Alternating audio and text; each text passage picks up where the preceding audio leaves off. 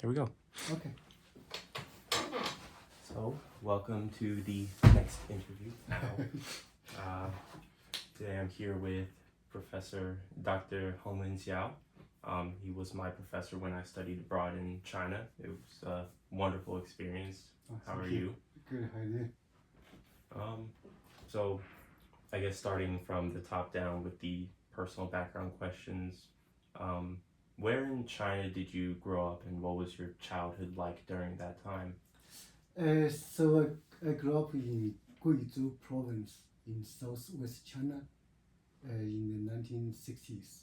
Okay. So back then China was very poor, so the resources was very limited.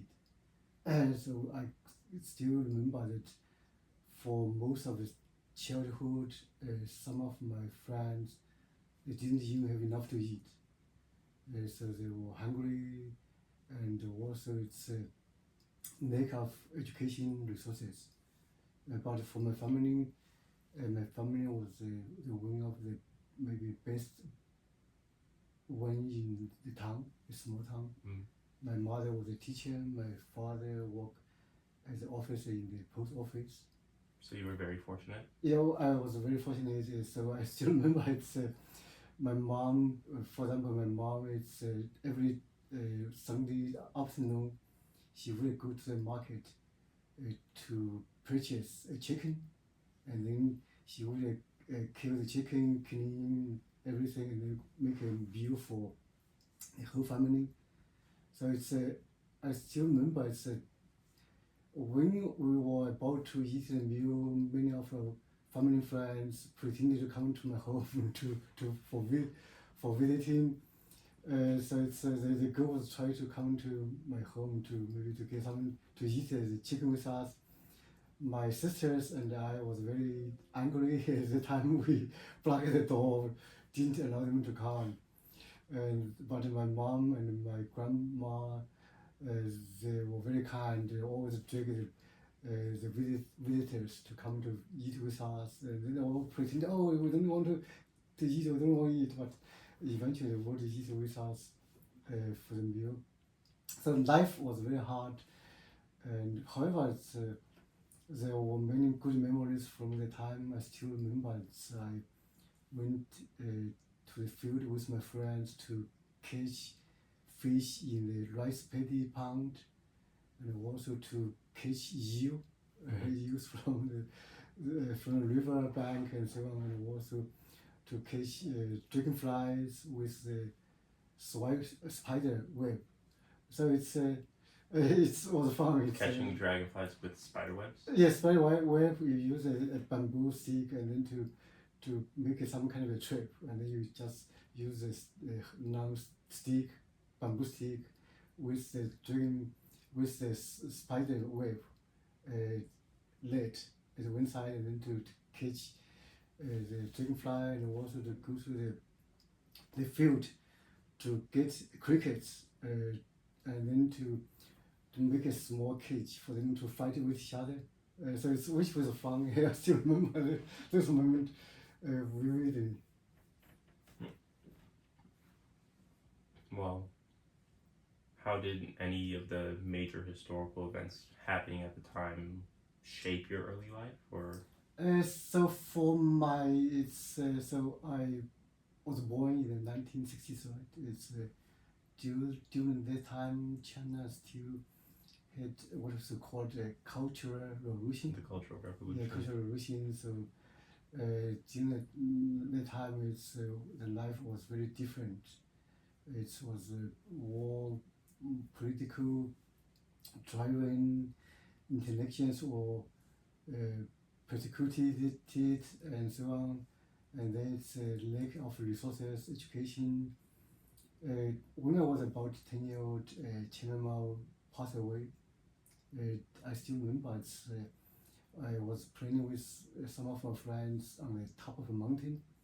When we heard the music sound, we know it's some big event was happening, and then after we heard about it, Chairman Mao had passed away, we all cried. We all cried, and we found the sky was falling down, and then we were so uncertain what our future would be. So it's luckily it's his successor, which is Deng Xiaoping. Yeah, Deng Xiao. Yeah, Deng and he Xiaoping. was- So when he went in the power, he changed everything. He has transformed China forever. So one of those things he made was for the agriculture sector was for the responsibility system, which is beforehand China is a communal, right? The collective farming system.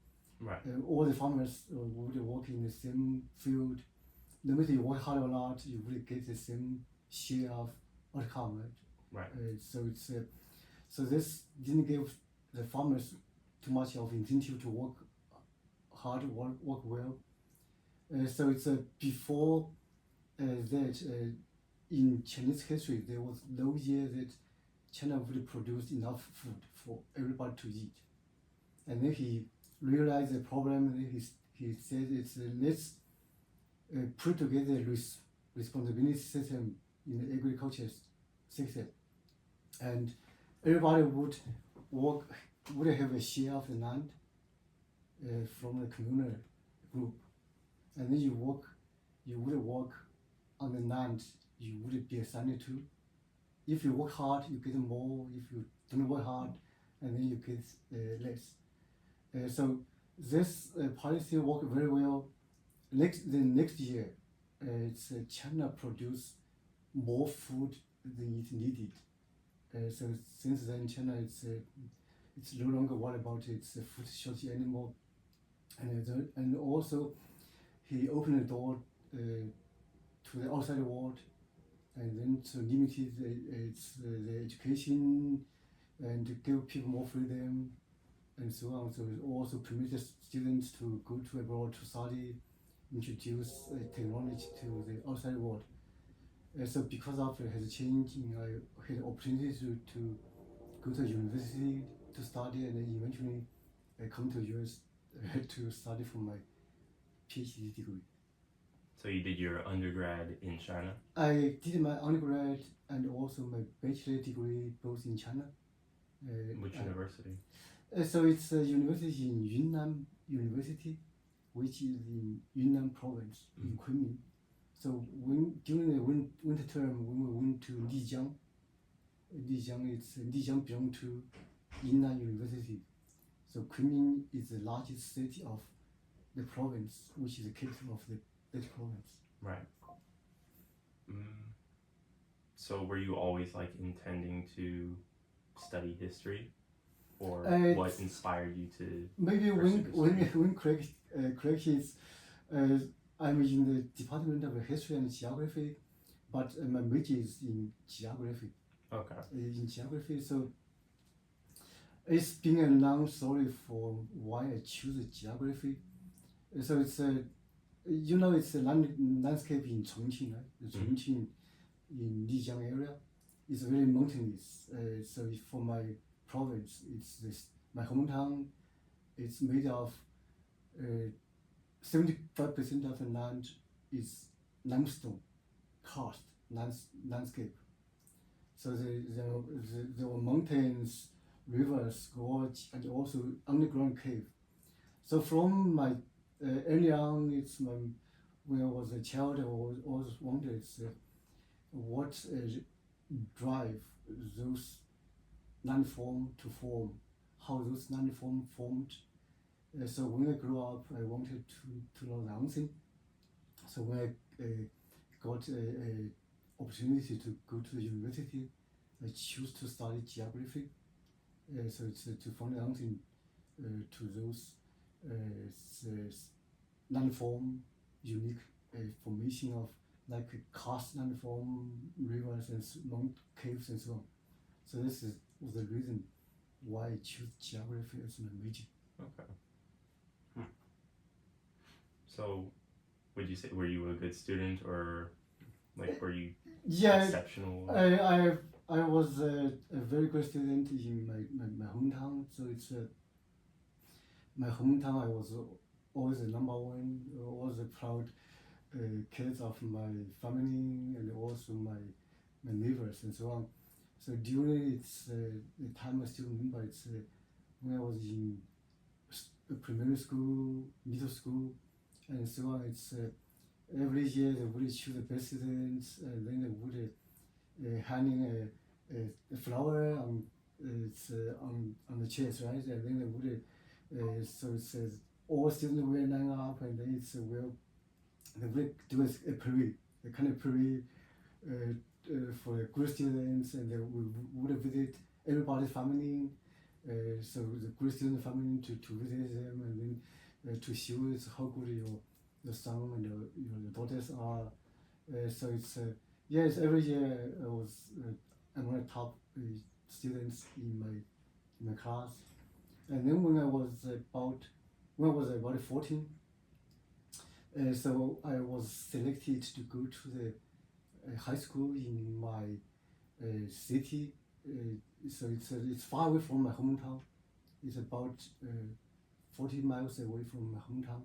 So it's a resident school. It's a dorm school. So I stayed away from my family, and then live in the school for my high school education. Was that difficult staying away from your family? Yes, it was very difficult. You can imagine as a 14-year-old kid, right? It's still and far away from my family. It's back then there was not unlike today. You would communicate with maybe your social media, like we have a WeChat, we have a Zoom, we have a telephone, and so on. Back then, the only communication was by writing mail. Writing mail was it would take weeks, days to get to my parents. If my parents respond, it would take days, weeks to come back to me. So every semester, China had 2 semesters. So every semester, I only had a few chances to go back to my hometown, my home, or maybe sometimes my parents come to visit me in the school. So, how did your education in China differ from when you came to the U.S. for graduate studies? So it's a very different because for the Chinese education, it's what we call the dogmatic, right? Dogmatic is passive. It was exam driven. So it's everybody. So particularly for the students in China, everybody's fate would be decided by one exam, which is university entrance exam. If you did well, you would go to the good university. If you didn't do well, and then you would be maybe doomed for your fate. So it's everybody had a very was under big pressure to do well in the school, to do well for the exam. However, it's in the US, it's more independent thinking or critical analysis driven, right? Right.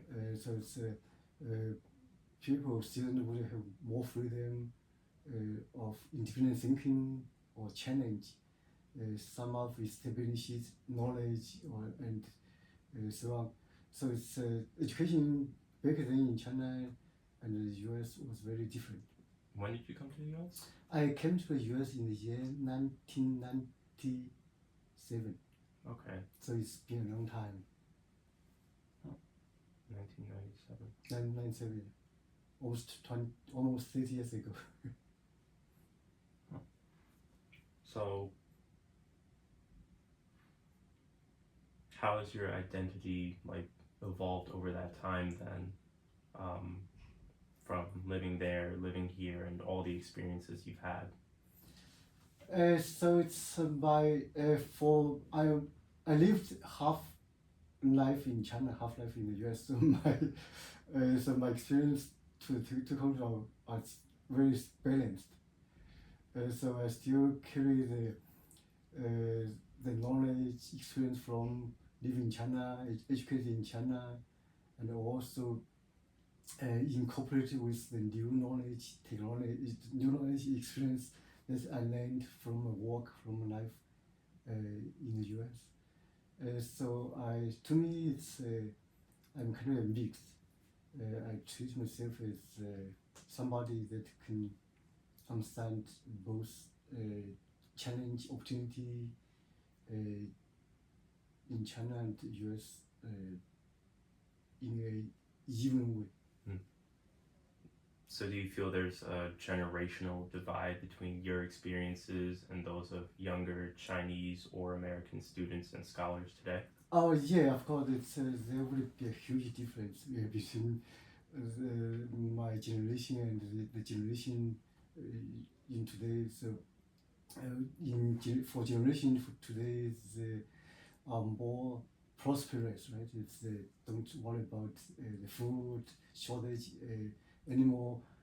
For us, I told you before, our generation couldn't even have enough to eat. So later on, enjoy luxurious goods and so on. So it's for my generation, it's the people. For example, it's if our generation every year we only had 2 chances which we could get new clothes. One is for the June 1st, which is the International Children's Day. So it's most family, not every family will prepare new clothes to a child, to the children.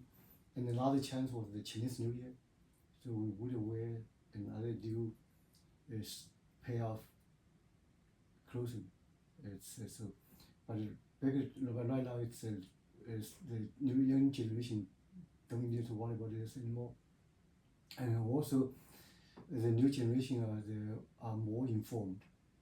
Unlike our generation, everything was controlled by the government, and we couldn't get any information from outside. And also, there was no internet, no TV, no social media. So everything just come from the government. So this and another thing is it's also education. For new generation, they have more choices. But for us, the choices was very limited. So the same way the generation now is more prosperous than your generation. Yeah, much more. Would you say that your generation was more prosperous than generations that came before? Yeah. It's in a way China, or the US, the whole world is getting better. So it's hopefully this will keep going.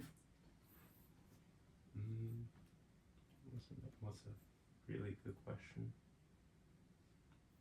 Okay, since you've lived a long time in both countries, what are the biggest misconceptions Americans tend to have about China or Chinese people?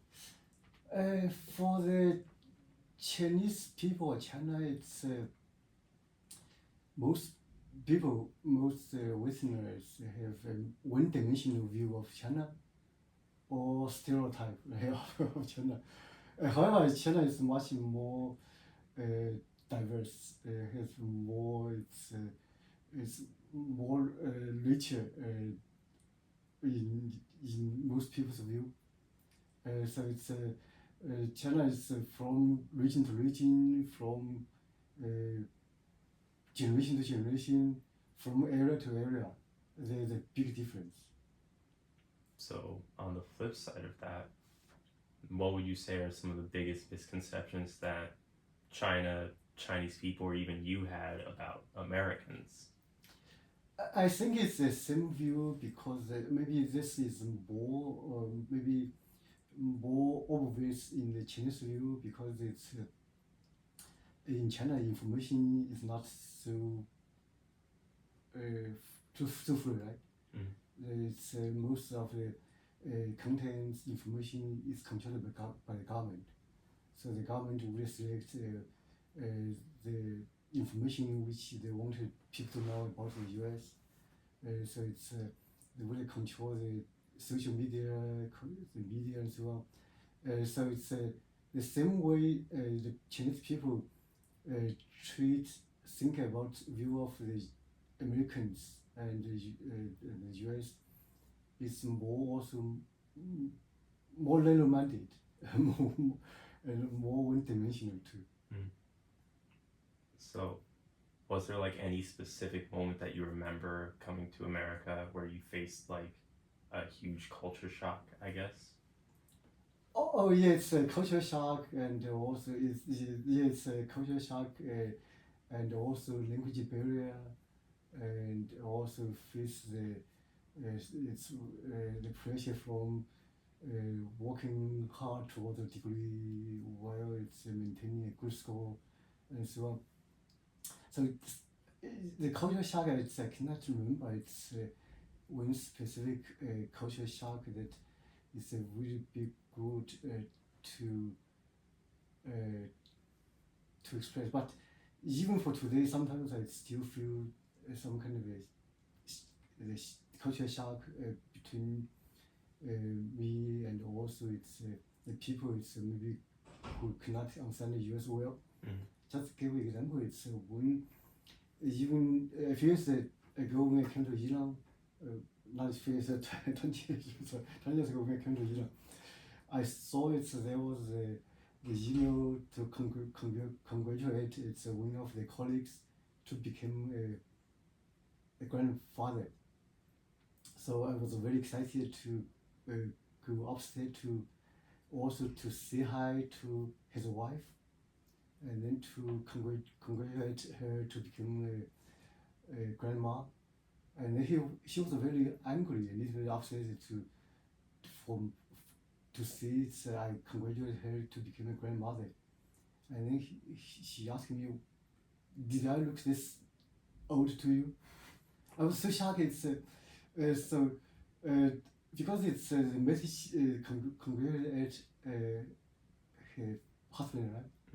I thought would be the grandchildren would be come from the kid she and her husband had together, but I realized maybe it's not. So this was some kind of cultural shock to me. Even I've been in the US for many years, but some incidents like this it's still existed before and maybe today too. So you still experience culture shock even today? Yeah. Sometimes it's even for today. It's a little the way Chinese way or the Asian way of thinking is a little different from the way which the society in the US perform or thinking. So, actually, and so seeing how much China has changed over the years, in the times that you go back, do you also experience like a bit of shock whenever like something's changed or something's different? Yes, a good question. It's China is changing so much. So I left China in the year 1997. So it's when I went back 3 years later. The changing, some of the places changing so much, I couldn't even recognize where they were. Like streets has changing, building has demolished to build a new building and so on. So it's and also some changes like it's maybe good or bad. When I left China in the year 1997, there was I also worked as a professor in a Chinese university. From a department, we had around 60 faculty members and staff together. Back then, there was only one guy in my department. He had his own car. This was in the year 1997. 3 years later, when I went back, about 10 person owned their own car, had their own car. And in about 10 years later, when I went back, almost everybody had their own car. So this was some changing that maybe you can think about good or bad from different perspectives. So, what lessons from your life or career would you hope younger generations take to heart, whether Chinese, non-Chinese, or anything like that? Maybe some lesson or always be positive, always be curious. So it's also look at the whole world with maybe from different angle, different perspective, and with maybe a more diverse view. Mm.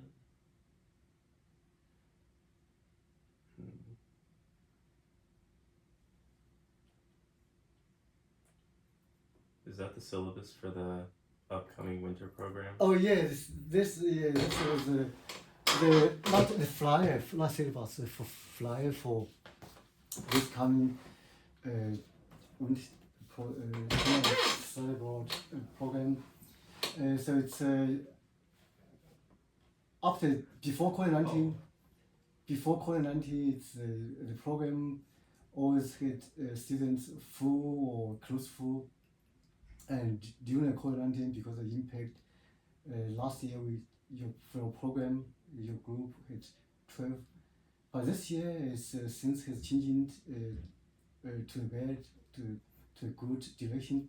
So far we have 24 students enrolled. 24. Yeah, on the program. Yeah. So it's great.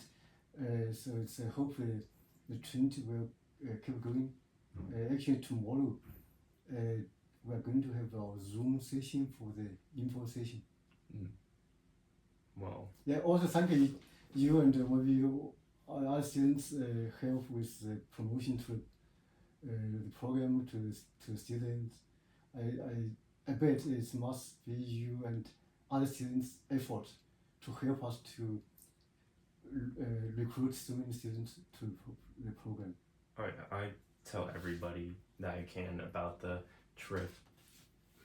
Thanks for everybody. It's yes, we know without your help, it would not be this successful. I'm glad this year you guys have a bigger class, and I hope this year that can be just as fun as it was last year. Yeah, it's great. We are with the experience suggestion from you and other students. We will work modify the program to make it better for the other students. So how is your trip to Shanghai preparing in a way that you're going to go back to Shanghai in August? Yeah, for a week in August. So I'll leave from Chicago, then a layover in Istanbul, and then I land in PVG on August 4th, I believe. It's great. It's if you for Istanbul, like I said, it's will be a good opportunity for you to explore the city. I went there. I like it so much as well. So it's a very beautiful city. Oh yeah. Yeah, it has two parts. One part in the European part, another part in the Asian part. Right. So also you can take a cruise to go to the street, and also can go to some of the monuments, like it's the big dome, the emperor's palace, and so on. So those are very good places to visit. I know I've been on because I have Red Note, and one major part of my feed on there has just been a lot of stuff about Shanghai. Oh, okay. So yeah, Shanghai is a place that's very diverse as well. Before COVID-19, there were about 3 million foreigners living there. Oh, wow. So, however, so because of COVID-19, most of them have left this place, but it's very diverse, and also very rich in terms of tradition, culture. Of course, food as well. Food is very different. Oh, like that soup dumpling place. Yeah, soup dumpling place, Shanghai style. I will definitely go back to that if I can. Yes, this place is very good. Maybe go back to this area. We will let you to maybe to read some of the memory about the trip in China. I hope you will enjoy the trip there. I think Let me know if you have any question or need any help. Well, thank you for this interview, Dr. Oh, Xiao. you're welcome. I hope I've answered the question well. Oh yeah, your answers were great. Thank you. I greatly appreciate it. Oh, you're welcome. So hopefully we can arrange maybe